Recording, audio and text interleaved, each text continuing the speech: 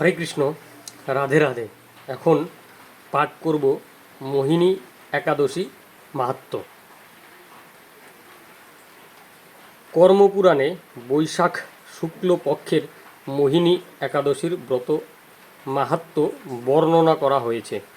মহারাজ যুধিষ্ঠির বললেন, হে জনার্দন, বৈশাখ শুক্ল পক্ষিয়া একাদশীর কি নাম, কি ফল, কি বিধি, এ সকল কথা আমার নিকট বর্ণনা করুন।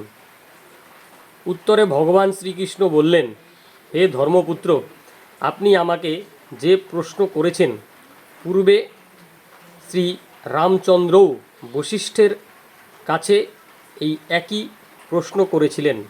তিনি জিজ্ঞাসা করেছিলেন, হে মুনিবর, আমি জনকনন্দিনী সীতার বিরহজনিত কারণে বহু দুঃখ পাচ্ছি, তাই একটি উত্তম ব্রতের কথা আমাকে বলুন, যার দ্বারা সর্বপাপ ক্ষয় ও সর্বদুঃখ বিনষ্ট হয়। এই কথা শুনে বশিষ্ঠদেব বললেন, হে রামচন্দ্র, তুমি উত্তম প্রশ্ন করেছ। যদিও তোমার নাম গ্রহণেই মানুষ পবিত্র হয়ে থাকে, তবুও লোকের মঙ্গলের জন্য তোমার কাছে সর্বশ্রেষ্ঠ ও পরম পবিত্র একটি ব্রতের কথা বলছি। বৈশাখ মাসের শুক্লপক্ষিয়া একাদশী মোহিনী নামে প্রসিদ্ধা। এই ব্রত প্রভাবে মানুষের সকল পাপ, দুঃখ ও মোহজাল অচিরেই বিনষ্ট হয়। তাই মানুষের উচিত সকল পাপ ক্ষয়কারী ও সর্বদুঃখ বিনাশী এই একাদশী ব্রত পালন করা। একাগ্র চিত্তে তার মহিমা তুমি শ্রবণ করো। এই কথা শ্রবণ মাত্রেই সমস্ত পাপ বিনষ্ট হয়। পবিত্র সরস্বতী নদীর তীরে ভদ্রাবতী নামে এক সুশোভনা নগরী ছিল। চন্দ্রবংশজাত ধৃতিমান নামে এক রাজা সেখানে রাজত্ব করতেন। সেই নগরীতেই ধনপাল নামে এক বৈশ্য বাস করতেন। তিনি ছিলেন পুণ্যকর্মা ও সমৃদ্ধশালী ব্যক্তি। তিনি নলকূপ, জলাশয়, উদ্যান, মঠ ও গৃহ ইত্যাদি নির্মাণ করে দিতেন। তিনি ছিলেন বিষ্ণু ভক্তি পরায়ণ ও শান্ত প্রকৃতির মানুষ। সুমনা, দ্যুতিমান, মেধাবী, সুকৃতি ও ধৃষ্ট বুদ্ধি নামে তার 5 জন পুত্র ছিল। পঞ্চম পুত্র ধৃষ্ট বুদ্ধি ছিল অতি দুরাচারী। সে সর্বদা পাপ কার্যে লিপ্ত থাকত।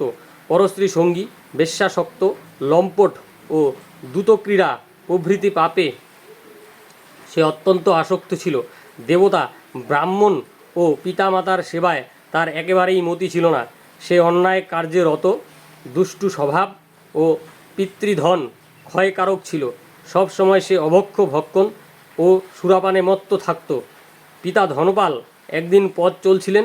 হঠাৎ তিনি দেখতে পেলেন ধৃষ্ট বুদ্ধি এক বেশ্যার গলায় হাত রেখে নিঃসংকোচে ঘুরে বেড়াচ্ছে। তার নির্লজ্জ পুত্রকে এভাবে চৌরাস্তায় ভ্রমণ করতে দেখে তিনি অত্যন্ত মর্মাহত হলেন। এই কুস্বভাব দর্শনে ক্রুদ্ধ হয়ে তিনি তাকে গৃহ থেকে বার করে দিলেন। তার আত্মীয় স্বজনও তাকে পরিত্যাগ করল। সে তখন নিজের অলঙ্কারাদি বিক্রি করে জীবন অতিবাহিত করত। কিছুদিন এইভাবে চলার পর অর্থাভাব দেখা দিল। ধনহীন দেখে সেই বেশ্যাগণও তাকে পরিত্যাগ করল। অন্ন বস্ত্রহীন ধৃষ্ট বুদ্ধি ক্ষুধা তৃষ্ণায় অত্যন্ত কাতর হয়ে পড়ল। অবশেষে নিজের গ্রামে সে চুরি করতে শুরু করলো। একদিন রাজপ্রহরী তাকে ধরে বন্দি করল, কিন্তু পিতার সম্মানার্থে তাকে মুক্ত করে দিল। এভাবে বার কয়েক সে ধরা পড়ল ও ছাড়া পেল, কিন্তু তবুও সে চুরি করা বন্ধ করল না। তখন রাজা তাকে কারাগারে বদ্ধ করে রাখলেন। বিচারে সে কষাঘাত দণ্ড ভোগ করল। কারাভোগের পর অনন্য উপায় ধৃষ্ট বুদ্ধি বনে প্রবেশ করল। সেখানে সে পশু পাখি বধ করে তাদের মাংস ভক্ষণ করে অতি দুঃখে পাপময় জীবনযাপন করতে লাগলো। দুষ্কর্মের ফলে কেউ কখনো সুখী হতে পারে না। তাই সেই ধৃষ্ট বুদ্ধি দিবারাত্রি দুঃখ শোকে জর্জরিত হলো। এভাবে অনেক দিন অতিবাহিত হলো। কোনো পুণ্য ফলে সহসা একদিন সে কৌণ্ডিন্য ঋষির আশ্রমে উপস্থিত হলো। বৈশাখ মাসে ঋষিবর গঙ্গা স্নান করে আশ্রমের দিকে প্রত্যাবর্তন করছিলেন। শোকাকুল ধৃষ্ট বুদ্ধি তার সম্মুখে উপস্থিত হলো। ঘটনাক্রমে ঋষির বস্ত্র হতে এক বিন্দু জল তার গায়ে পড়ল। সেই জলস্পর্শে তার সমস্ত পাপ দূর হলো। হঠাৎ তার শুভবুদ্ধির উদয় হলো।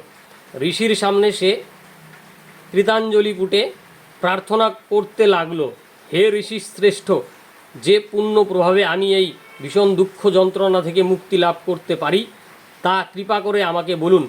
ঋষিবর বললেন, বৈশাখ মাসের শুক্লপক্ষে মোহিনী নামে যে প্রসিদ্ধ একাদশী আছে, তুমি সেই ব্রত পালন করো। এই ব্রতের ফলে মানুষের বহু জন্মার্জিত পর্বত পরিমাণ পাপ রাশিও ক্ষয় হয়ে থাকে। মহামুনি বশিষ্ঠ বললেন, কৌণ্ডিন্য ঋষির উপদেশ শ্রবণ করে প্রসন্নচিত্তে ধৃষ্ট বুদ্ধি সেই ব্রত পালন করল। হে মহারাজ রামচন্দ্র, এই ব্রত পালনে সে নিষ্পাপ হলো, দিব্যদেহ লাভ করল। অবশেষে গরুরে আরোহণ করে সকল প্রকার উপদ্রবহীন বৈকুণ্ঠ ধামে গমন করল। হে রাজন, ত্রিলোকে মোহিনী ব্রত থেকে আর শ্রেষ্ঠ ব্রত নেই।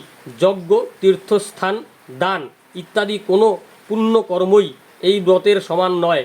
এই ব্রত কথার শ্রবণ কীর্তনে সহস্র গোদানের ফল লাভ হয়। হরে কৃষ্ণ।